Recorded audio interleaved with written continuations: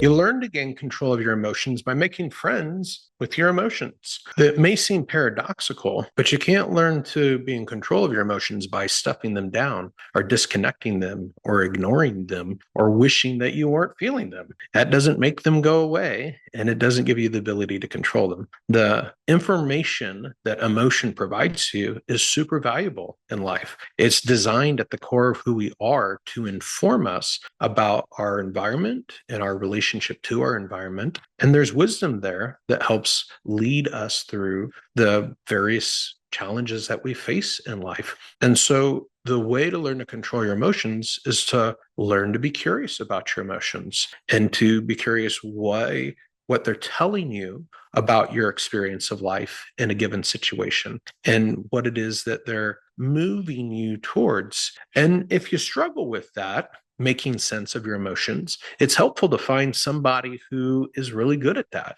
That can be a family member, that can be a friend, a family friend, a mentor, any person who understands emotion well and navigates it well, that we transfer that emotional intelligence skill set person to person. It's better caught than taught.